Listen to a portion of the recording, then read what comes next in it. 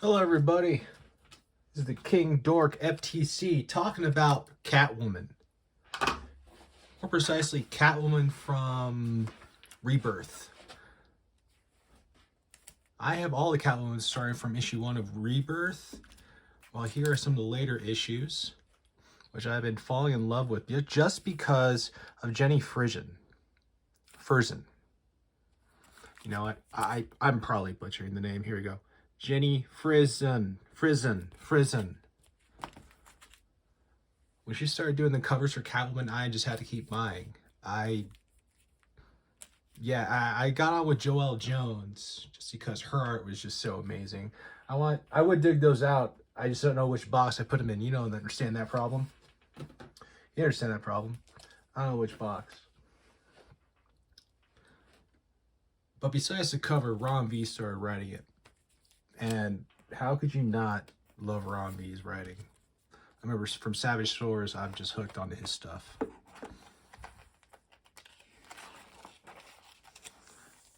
mean, this is not Joelle Jones style of art. I've always enjoyed it. Always serviceable to Ron V's writing. And the story of Catwoman really got better when he dropped in. Joelle Jones, while great with art, she was never consistent on doing the interiors. And the story she was producing was not cohesive.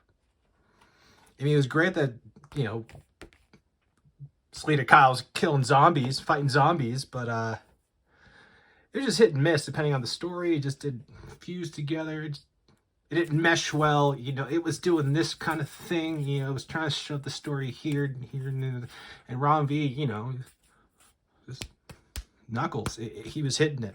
It was all consistent, all great.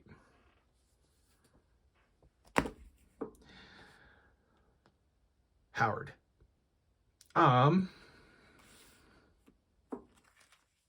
It's a huge departure from Ron V. I mean, yeah, I did get the Jenny Frison cover for $39 right here, which is a better design cover. I think it has more impact in the long run. It's everything. I'll put this on the wall, stare at it, look at it, just the depth of just even the lips right here, the depth of color that she uses just in the lips, and of course extends off to the Batman's cowl. Just beautiful. But of course, I am a male and I am base at times, and they put Selena Kyle on a pole and I could not resist.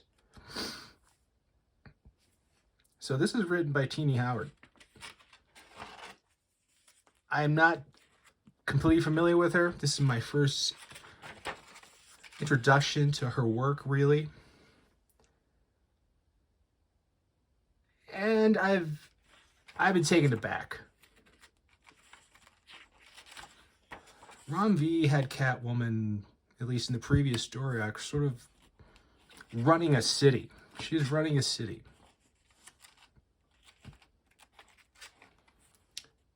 And the first thing she's doing in this book is being on a pole.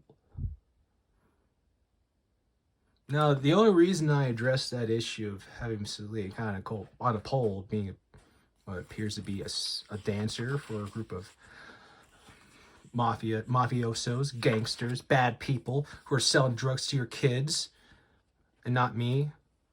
I didn't give them my address. But women in cat suits serving dudes. But there's one portion of this book that just stopped me. Here's the panel, people. Notice the asterisk on gentlemen. Now, gentlemen, you know, because the hosts of mobsters, the hosts are talking to everyone at the table. If you notice, people at the table, besides women in cat ears who are serving them, one woman. Okay. So, asterisks from gentlemen down to the panel. I know Ikio is there. You know Ikio is there. But if I had $1 for every time I've been addressed in a room as gentlemen or guys, as though women weren't, as no women were present, no women. the female of this book.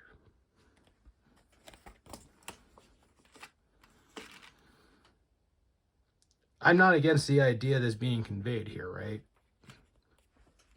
I'm not. I really am not. Even if I am based and enjoying Selena Kyle and really chunky stripper heels and everything, I'll never get tired of that. But this Tini Howard's a writer of fiction, right? I mean, it looks like she's writing bubbles, even personal thoughts of Selena. More personal thoughts of Selena.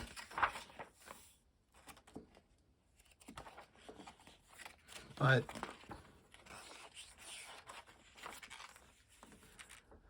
this was an opportunity to present the same idea that she's putting here, the author's note that yes, it is important to address people as they are, and not all. And most women don't want to be called a gentleman, or guys. I get that. Totally makes sense. I do my best not to do that. I haven't had a chance to fail yet because I work with a bunch of guys, men, or people who address themselves as male and men, I should say. So, but she could have had a learning moment here. You could have made this female gangster mobster even more prominent, saying something like, there's no gentleman here, or some sort of remark that addressed this issue here without having to put a note in. It stopped me. It stopped the flow. It's kind of like here. I haven't gone through most of the rest of the book because I just want to talk about this portion.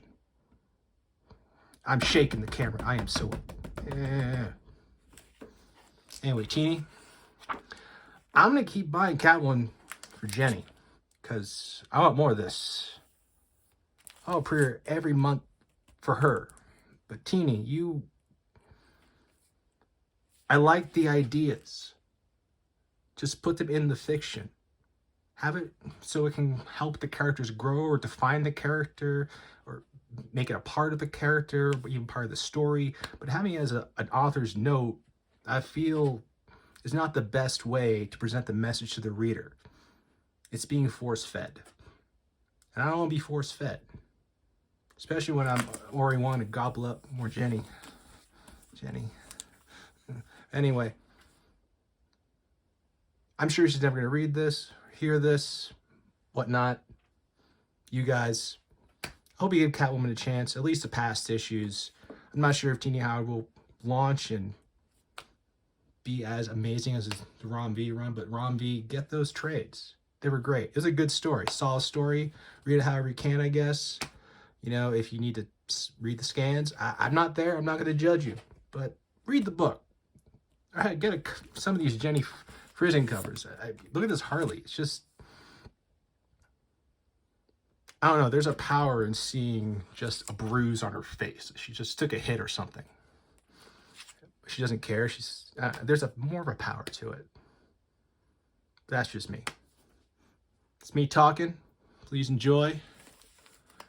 Check the description for links to my Instagram and whatever things I want to link to. Have fun, kiddies.